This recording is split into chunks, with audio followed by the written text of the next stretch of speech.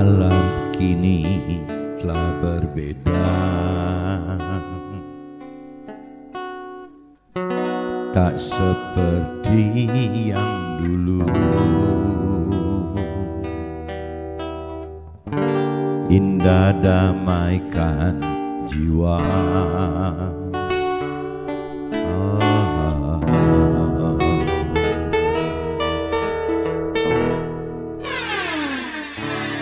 Tuhan semesta alam,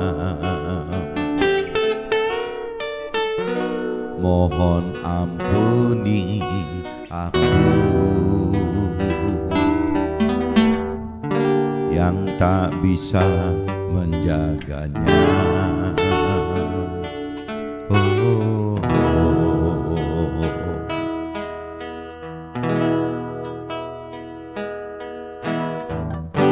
Semua itu kesalahan kita yang merusak keindahan alam. Jagalah bumimu,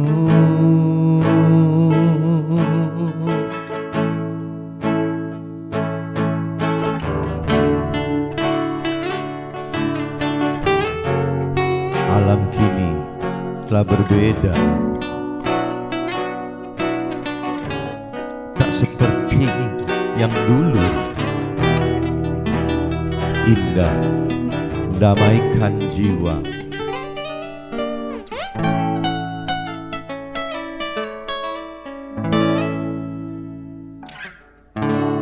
Tuhan semesta alam, mohon ampuni aku yang tak bisa menjaganya.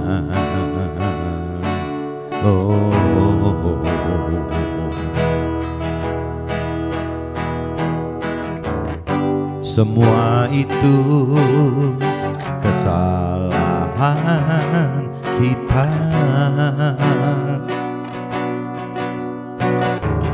yang merusak keindahan alam. Jagalah bumimu,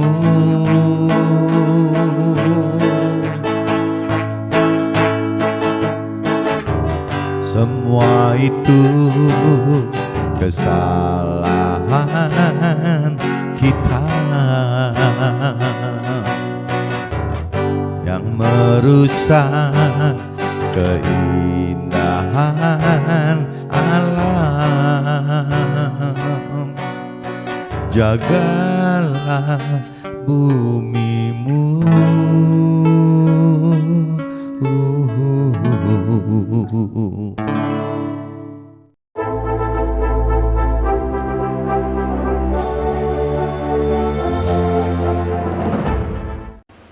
Jumpa kembali di MDT Jerman Inspiration of Life. Hari ini saya coba mau sharingkan teman-teman dengan temanya penderitaan badani adalah cara bagi kita miliki iman serta pengharapan kepada Tuhan. Jadi harus melewati apa ya teman-teman? Jadi derita badani. Nah kita udah benar-benar mentok, nggak bisa punya apapun yang bisa kita perbuat. Akhirnya ya kita berpengharapan hanya berpegang kepada Tuhan dan harus percaya gitu, beriman kepada Tuhan, tidak ada jalan lain. Nah kadang-kadang penderitaan badani itu sering Tuhan jadikan satu cara gitu, bagaimana kita khususnya mungkin yang keras gitu ya, yang keras hatinya gitu, mengeraskan hati untuk bisa takluk sampai taat kepada perintah peraturan Tuhan gitu. Nah ini saya coba bacakan dulu teman-teman dari mulai pasal Matius, kitab Matius, teman-teman, kitab Matius pasal 6 ayat 25-34 ini bicara hal kekhawatiran, teman-teman. Jadi dimulai dari hal kekhawatiran, nanti akan terus Tuhan ajak kita untuk masuk ke dalam itu permasalahan itu. permasalahan yang menghasilkan penderitaan sampai berasa sekali di badan kita, teman-teman. Nah, cuman nanti oleh roh ya Tuhan bisa sembuhkan kembali. Nah, ini saya coba bacakan dulu, teman-teman. Perikopnya hal kekhawatiran, judul perikopnya hal kekhawatiran. Karena itu aku berkata kepadamu, janganlah khawatir akan hidupmu, akan apa yang hendak kamu makan atau minum, dan janganlah khawatir pula akan tubuhmu, akan apa yang hendak kamu pakai. Bukankah hidup itu lebih penting daripada makanan dan tubuh itu lebih penting daripada pakaian? Nah, firman Tuhan katakan seperti itu, teman-teman. Pandanglah burung-burung di langit yang tidak menabur dan tidak menuai dan tidak mengumpulkan bekal dalam lumbung, ya, namun diberi makan oleh Bapakmu yang di sorga. Bukankah kamu jauh melebihi burung-burung itu, gitu? Siapakah di antara kamu yang karena kekhawatirannya dapat menambahkan sehasta saja pada jalan hidupnya? Dan mengapa kamu khawatir akan pakaian? Perhatikanlah bunga bakung di ladang yang tumbuh tanpa bekerja dan tanpa memintal.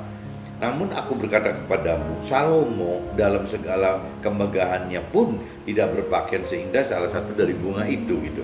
Jadi jika demikian Allah mendandani rumput di ladang yang hari ini ada dan besok dibuangnya ke dalam api, gitu, tidakkah ia akan terlebih lagi mendandani kamu, hai orang yang kurang percaya? Nah, firman Tuhan katakan seperti itu, teman-teman. Jadi kita harus percaya Tuhan, bahwa Tuhan itu ya akan kendalikan kita, gitu, akan kontrol kita.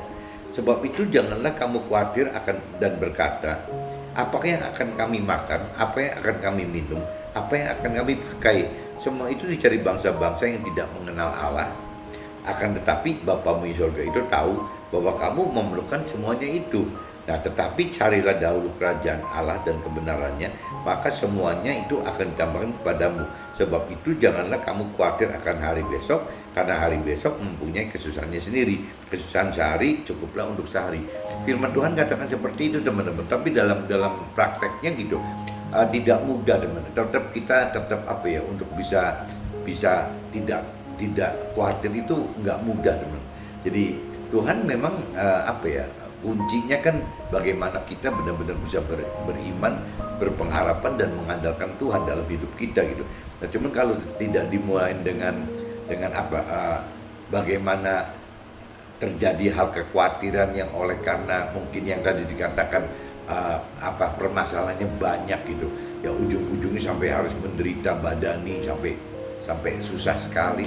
Nah, rasanya untuk bisa membuat orang taat, mengandalkan Tuhan itu nggak mudah, untuk beriman dan berpengharapan serta mengandalkan itu tidak mudah. Jadi manusia biasanya ya akan seperti itu, dan khususnya di cerita yang di Perjanjian Lama, teman-teman, atau di Perjanjian Baru di kitab Nasrani Alkitab itu ya banyak, teman-teman, kejadian-kejadian memang asal muasalnya semua harus mengalami penderitaan maksimal, gitu, baru ya akan benar-benar jadi jadi ekstrim, gitu ya, ekstrim positif, ya taat akan perintah dan peraturan Tuhan dalam firman-Nya, gitu.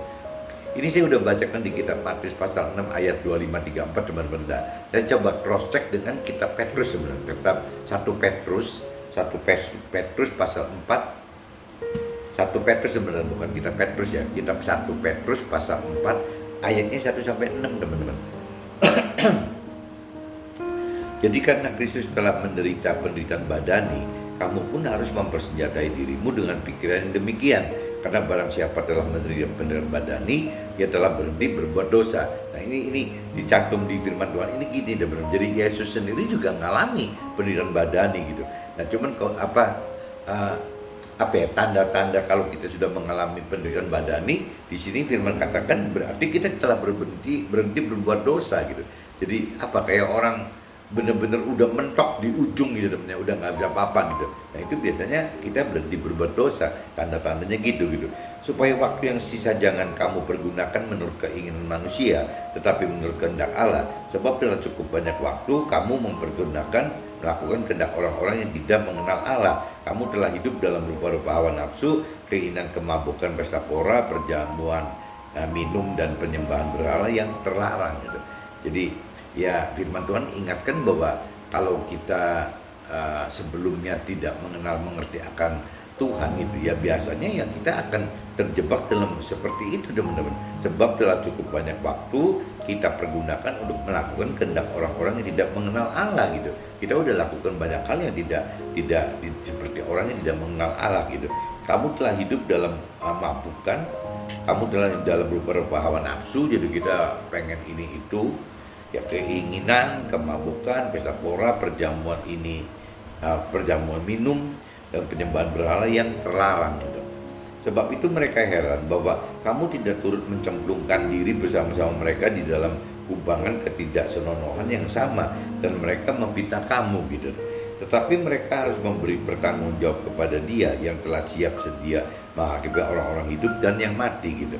Sebab itulah sebabnya maka Injil telah diberitakan juga kepada orang-orang mati, supaya mereka sama seperti semua manusia dihakimi secara badani, tapi oleh roh dan berhidup menurut kehendak Allah. Nah ini jadi kuncinya di sini teman-teman. Jadi Tuhan bisa biarkan bahkan datangkan permasalahan sampai timbul penderitaan sampai masuk berasa banget ke tubuh kita, ke badan kita gitu. Nah, cuman nanti Tuhan akan sembuhkan ini dengan rohnya gitu, dengan roh Tuhan yang ada di dalam roh kita. Roh kita akan menyembuhkan itu gitu. Ya, roh kita yang akan menyembuhkan penderitaan badani itu gitu.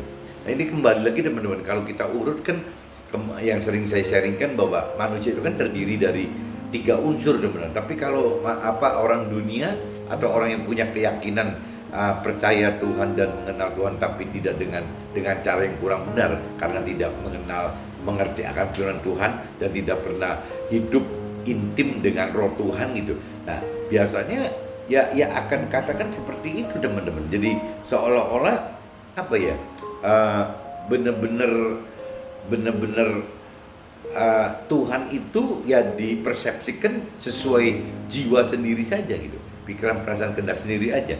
Nah ini yang nanti ujung-ujungnya teman-teman, kalau kembali ke sini itulah sebabnya maka Injil kan diberitakan juga kepada orang-orang mati, supaya mereka sama seperti manusia dihakimi secara badani, tetapi oleh roh dan berhidup menurut kehendak Allah. Nah orang-orang yang tidak mengerti akan firman Tuhan, tidak mengerti akan adanya roh Tuhan di dalam hidup kita, ya begitu mengalami penderitaan badani ya berhenti teman, habis gitu, ya bisa mati, ya mati dia berdosa lagi gitu.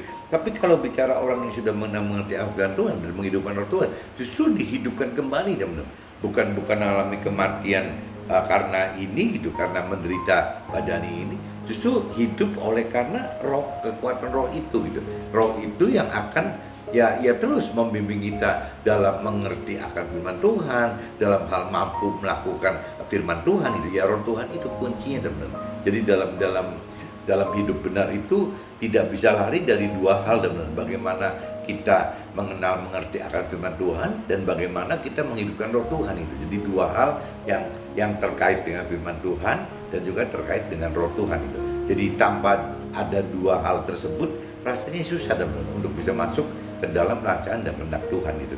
Nah ini saya sudah bacakan teman-teman di 2 kitab ya, kitab Matius pasal 6 ayat 25-34 dan kitab 1 Petrus 4 gitu, pasal 4 ayat 1-6 saya sudah bacakan.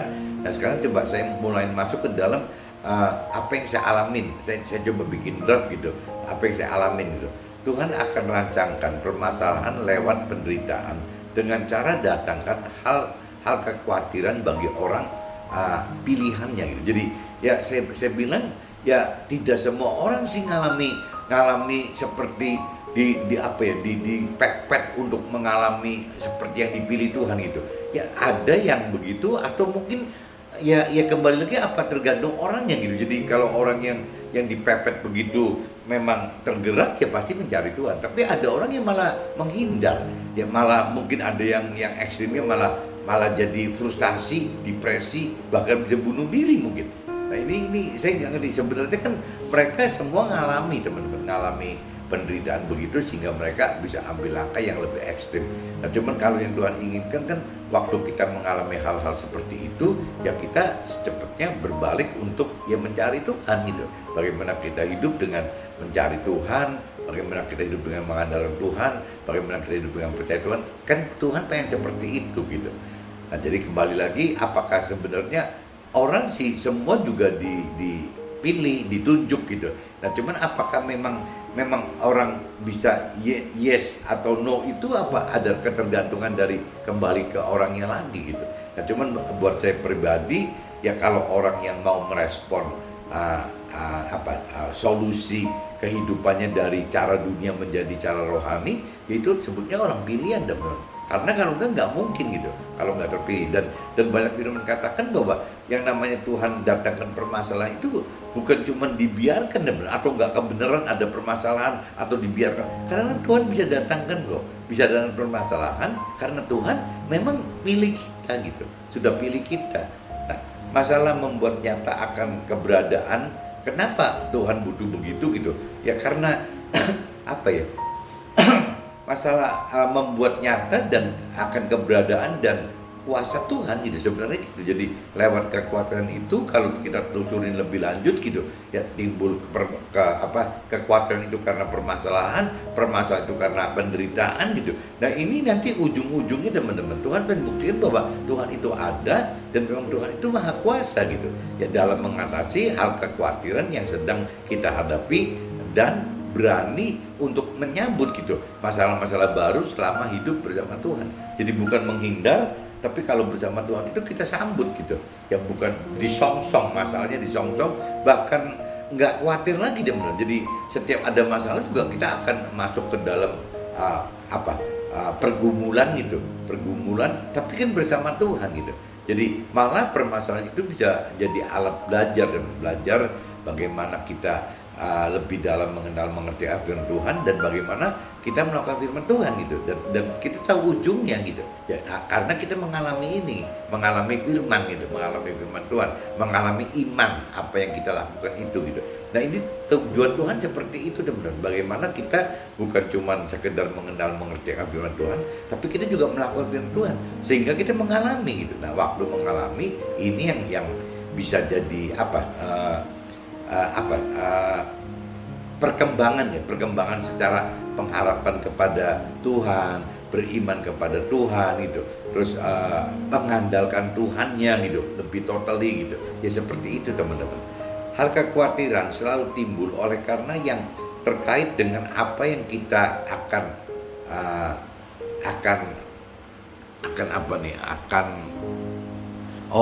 makan dan minum serta pakaian gitu yang kita pakai.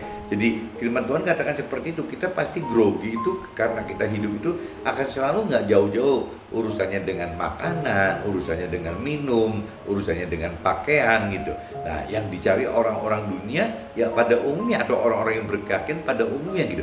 Berkeyakinan maksudnya kembali lagi berkeyakinan diri sendiri dan belum atau tidak mengenal Tuhan dengan benar gitu. Karena hidup hanya oleh jiwa sendiri. Orang yang berkeyakinan atau orang dunia pada umumnya kan orang itu hidup dengan pikiran, perasaan, kehendak sendiri dan dengan jiwa sendiri gitu. Karena mereka benar-benar tidak mengerti apa perintah peraturan Tuhan gitu. Ya dia juga tidak melakukan perintah Tuhannya gitu. Dan kalaupun untuk mengerti juga kadang-kadang mereka orang dunia itu atau orang yang berkeyakinan tidak mengenal dan tidak mengerti gitu firman Tuhan. Nah, apalagi melakukannya gitu. Ya melakukannya jelas kalau tidak ada roh Tuhan tidak bisa jalan, tidak bisa melakukan gitu. Bagi orang pilihan Tuhan dapat datangkan permasalahan-permasalahan sehingga kita akan terjebak dalam jerat perangkap masalah yang membuat kita menderita sehingga kita terpaksa harus memiliki iman dan pengharapan kepada Tuhan semata ya oleh karena tidak ada apa dan siapapun yang dapat diandalkan gitu. Jadi problem-problem itu justru permasalahan itu teman-teman, hal kekhawatiran itu ya oleh karena permasalahan itu mendatangkan derita badani. Nah, oleh karena hal-hal seperti itu gitu ya kita jadi terpaksa gitu teman-teman, awalnya seperti terjebak ya dalam permasalahan yang memang tidak ada solusinya gitu. Jadi satu-satunya Tuhan bisa ciptakan solusinya ya hanya pasrah mengandalkan Tuhan. Ya bagaimana cara kita pasrah mengandalkan Tuhan? Nah akhirnya ya kita masuk ya harus punya iman percaya kepada Tuhan dan harus bisa punya pengharapan kepada Tuhan gitu. Kalau tidak nggak ada cara lain gitu. apa dan siapa yang bisa bantu kita itu nggak ada. Ya, jalannya udah ketutup semua. Nah ini kadang-kadang Tuhan pakai pakai permasalahan, ya kekhawatiran, permasalahan dan penderitaan badani ini gitu ya untuk ini teman-teman, jadi berguna gitu. Jadi jangan anggap kalau kita ngadepin permasalahan itu jadi waduh ini kok sial banget ya dapat masalah terus. Loh, cara Tuhan itu salah satunya bagaimana menggunakan permasalahan untuk bisa kita jadi makin beriman dan berpengharapan serta mengandalkan Tuhan gitu. Jadi ya kita mesti belajar teman-teman bersahabat dengan permasalahan gitu. Karena permasalahan itu tidak semua ujungnya negatif gitu. Apabila digunakan permasalahan itu digunakan secara badani mungkin bisa hasilnya negatif gitu. Tapi secara tubuh ya. Tapi kalau permasalahan itu diantisipasi dengan roh itu, roh kita, itu belum tentu jadi negatif teman-teman. Kalau dengan tubuh iya gitu. Ya permasalahan itu akan menjadi yang menderita badani tadi gitu. Tapi kalau secara roh ya bisa beda gitu. Permasalahan itu justru malah bisa membuat kita lebih dalam mengerti firman Tuhan, lebih berani melakukan firman Tuhan gitu. Karena ya permasalahan tadi teman-teman. Itu jadi dasar permasalahan itu dilihat dari dua sisi. Kalau permasalahan itu karena kaitannya dengan tubuh, dengan badani, ya mungkin jadi menderita ujungnya teman. Tapi kalau kita kaitkan dengan roh gitu ya ini justru malah positif kan. Bagaimana caranya lewat permasalahan ini kita bisa mengembangkan pengertian firman Tuhan kita dan juga keberanian kita melakukan firman Tuhan gitu teman-teman. Nah, menderita sampai alami penderitaan badani, maka firman katakan kita telah berhenti berbuat dosa sehingga sisa waktu hidup kita jangan dipergunakan menurut keinginan kita sebagai manusia, tetapi menurut kehendak Tuhan itu. Nah ini lewat penderitaan badani ini firman Tuhan katakan berarti kita stop berbuat dosa gitu. Kenapa? Ya kayak orang kapok kali teman-teman.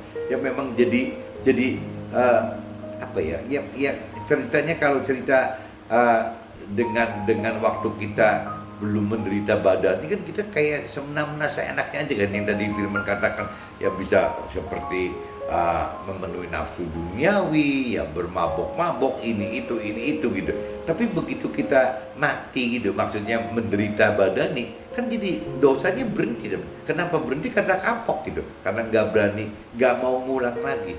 Nah kalau memang kita sudah merasa seperti itu, ya firman katakan ya ayo dong kita sekarang berubah. Bagaimana jangan hidup menurut keinginan kita gitu sebagai manusia yang hidup dagingnya gitu. Tetapi coba kita belajar itu menurut kehendaknya Tuhan. Tuhan inginnya apa gitu. Nah kalau bicara Tuhan inginnya apa ya balik lagi kita mesti mengerti firman Tuhan.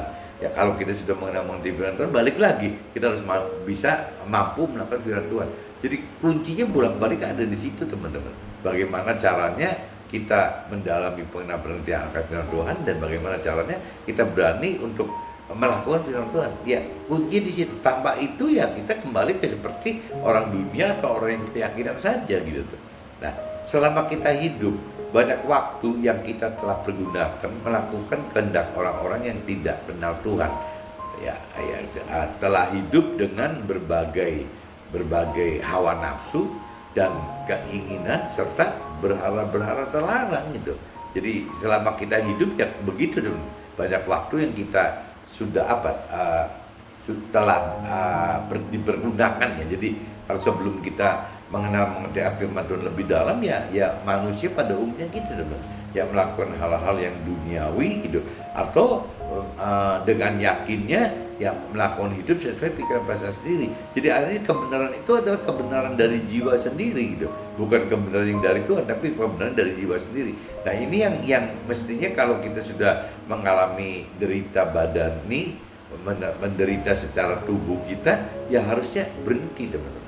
Berhenti ya karena yang tadi dikatakan ya kapok tadi gitu. Mesti mencari satu hal yang baru yang bisa lebih menyelamatkan hidup kitanya gitu.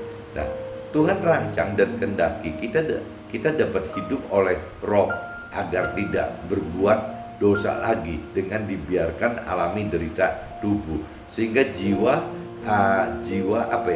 akan arahkan tubuh untuk menuruti kehendak roh kita yang sudah menyatu dengan roh Tuhan itu.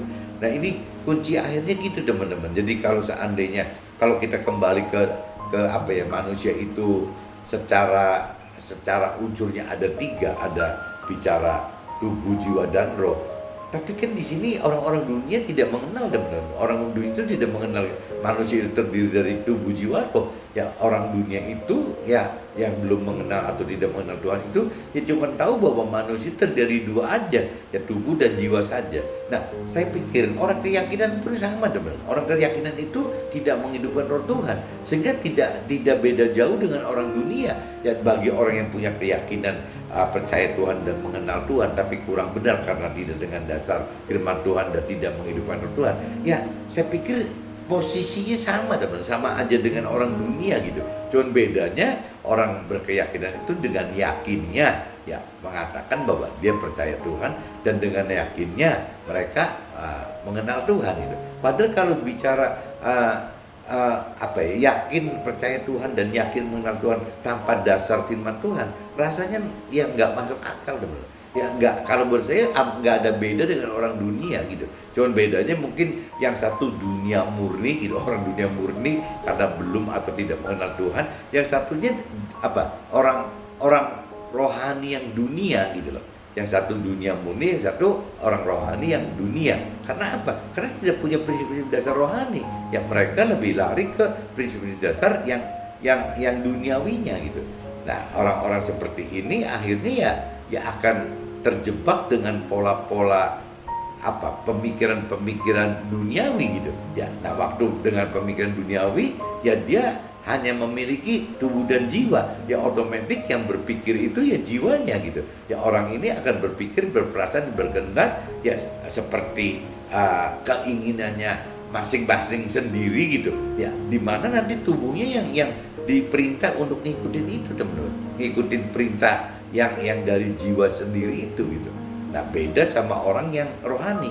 Kalau orang rohani kan dasarnya kan apa yang dilakukan dalam hidup itu ya adalah melakukan firman. Nah waktu melakukan firman berarti orang yang rohani itu akan harus mengerti akan firman Tuhan. Nah waktu si orang rohani ini mengerti akan firman Tuhan, ya otomatis dia akan berjuang untuk hidup melakukan firman-firman tersebut gitu. Nah untuk seperti ini ya orang-orang rohani butuh ya akan roh Tuhan gitu. Roh Tuhan yang bisa memberi pengertian yang benar gitu akan firman Tuhan, dan juga sekaligus bisa memberi kekuatan teman-teman untuk dalam hal melakukan firman Tuhan gitu. Nah ini bedanya gitu teman-teman. Jadi kalau saya lihat garis besarnya itu ya kalau kita simak gitu ada ya gampangnya secara makro dibagi tiga teman-teman. Ada orang yang tidak mengenal atau belum mengenal Tuhan, itu satu kelompok gitu. Satu kelompok lagi orang yang punya keyakinan teman-teman. Orang yang punya keyakinan yang tadi saya katakan bahwa dia percaya Tuhan, dia juga yakin mengenal Tuhan gitu. Meskipun tidak dengan dasar pikiran perasaan kehendak Tuhan, tapi ya dengan pikiran perasaan kehendak manusia itu sendiri gitu. Nah ini yang salah kaprah kan. Dasarnya karena tidak didasari dengan adanya firman Tuhan, dan juga tidak didasari dengan adanya roh Tuhan gitu. Nah itu. Yang ketiganya baru mungkin orang-orang yang rohani, dan orang-orang rohani ya orang yang benar-benar mendalami pengenalan pengertian akan firman Tuhan dan juga melakukan firman Tuhan. Nah, tapi di dalam kelompok ketiga juga teman-teman, kalau kita mau lebih detailkan lagi, ini juga di kelompok ketiga itu jangan-jangan bisa kepecah dua gitu. Ada orang yang mengerti akan firman Tuhan, tapi tidak berani melakukannya. Itu ada teman-teman. Jadi akhirnya cuma teori-teori aja. Jadi kalau kita bagi mau detail ya baginya bukan tiga, jadi 4 teman-teman. Ya, jadi nomor 1 berarti orang yang kelompok yang tidak atau belum mengenal Tuhan. Kedua berarti orang yang punya keyakinan teman-teman. Ketiga 3A gitu kan, atau nomor 3 ini kelompok orang-orang yang mengerti firman Tuhan tapi tidak berani melakukan firman Tuhan teman-teman. Nah kelompok yang 3B atau nomor 4 adalah kelompok yang benar teman-teman, berani lebih dalam mengerti firman Tuhan, melakukan firman Tuhan juga. Oleh karena apa? Karena mereka sudah menghidupkan roh Tuhan untuk lebih mengerti firman Tuhan secara rancangan kehendak Tuhan, dan juga berani melakukan firman Tuhan karena ada kekuatan roh Tuhan di dalam dia gitu. Nah ini jadi kuncinya, kembali lagi mestinya yang 3 3B gitu ya. 3B atau nomor 4 itu adalah yang terbenar, teman, yang terbaik dan terbenar gitu. Jadi bagaimana, kembali lagi kita harus mendalami pengenalan pengertian firman Tuhan gitu. Kita juga harus melakukan firman Tuhan, tapi supaya mengerti firman Tuhan yang benar, ya berarti harus menghidup roh Tuhan. Supaya berani maksimal melakukan firman Tuhan, ya juga harus hidupkan roh Tuhan gitu. Nah, kalau sampai sudah seperti itu, berarti kelompok yang 3B atau 4 itu adalah kelompok orang-orang yang sudah memang apa ya, melakukan firman Tuhan sesuai dengan pikiran perasaan kehendak Tuhan gitu. Ya, bukan cuman kira-kira sendiri seperti orang yang keyakinan tadi gitu. Nah, ini yang harus kita perjuangkan, teman-teman. Jadi kembali lagi, coba lembutkan hati kita, teman-teman, untuk bisa lebih taat ya, lebih percaya, lebih beriman, lebih berpengharapan ke Tuhan, lebih ngandalin Tuhan. Ya apabila memang dalam hidup kita mengalami begitu, teman-teman. Ya dimulai dari hal kekhawatiran gitu. Ya kita nggak usah sedih gitu. Memang ada satu cara Tuhan yang bisa lewat kekhawatiran itu ya akan bertemu dengan Tuhan. Nah, dari kekhawatiran itu kenapa ya kembali lagi kami timbul banyak permasalahan gitu. Nah, yang tadi dikatakan permasalahan pun tinggal dilihat dari sisi mana. Kalau permasalahan itu dari sisi tubuh mungkin menimbulkan derita gitu. Tapi kalau cerita permasalahan itu dari sisi roh, justru kita harus berterima kasih terhadap permasalahan itu, karena kita dengan lewat permasalahan itu kita malah dibangun oleh Tuhan gitu, dibangun lebih positif gitu. Nah, ini cerita dari mulai kekhawatiran, timbul permasalahan, dan biasanya berlanjut, teman-teman. Kalau kita nggak kapok, nggak gampang, kita degil gitu ya. Ya kalau kita degil ya pasti ada timbul lagi urutannya, khawatir, permasalahan, ya timbul di penderitaan badani tadi, teman-teman. Ya akan seperti itu gitu. Nah, lewat proses penderitaan badani itu firman katakan kita jadi kapok, ya berhenti berbuat dosa. Akhirnya kita berubah, teman-teman.